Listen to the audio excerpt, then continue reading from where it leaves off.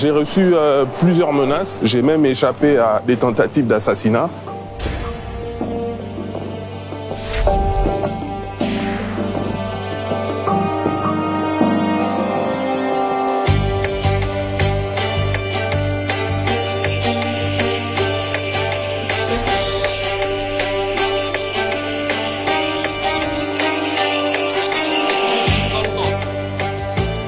Proclamé. Et notre cher pays est maintenant entre les mains de ses propres enfants. Ensemble. Lumumba reste plus grand que cette plaque. Partout où je me suis rendu en Afrique, j'ai compris la grandeur de ce nom.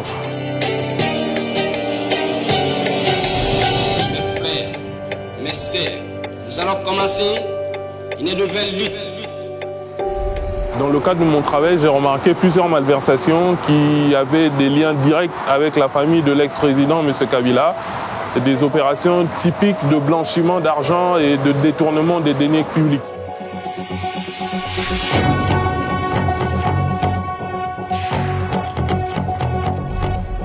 Je veux voir mon responsable, le directeur général, pour lui faire part de ces malversations. Il le dit très clairement, sans mâcher les mots, qu'il est prêt et capable de m'éliminer et faire éliminer toute ma famille physiquement. Ce qui me pousse, quelques mois après, à quitter le Congo et à me retrouver en exil en Europe.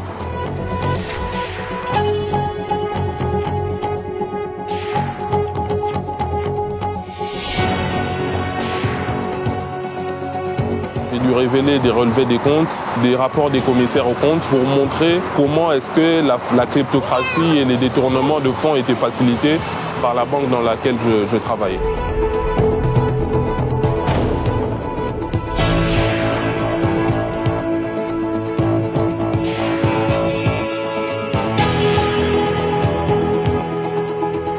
J'ai alerté la presse belge, j'ai révélé toutes les informations.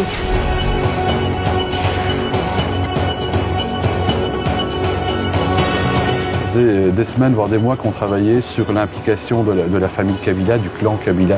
Mais on n'avait pas les vrais chiffres. Il nous manquait ce qu'on appelle le lanceur d'alerte qui aurait eu le courage de sortir les fameux documents. Et tout ça, c'est le travail de Jean-Jacques Lumumba qui nous a permis de le faire.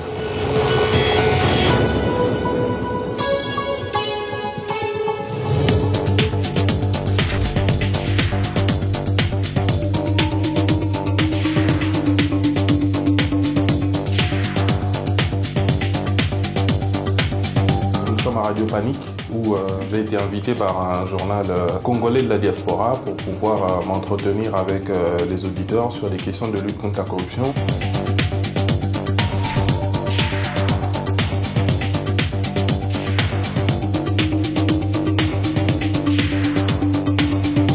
Nous allons faire une grande annonce à toutes les fédérations qui se trouvent en Afrique du mode d'emploi des personnes qui vont devoir dénoncer la corruption de là où ils sont. Et nous allons orienter toutes ces plaintes auprès des juridictions compétentes.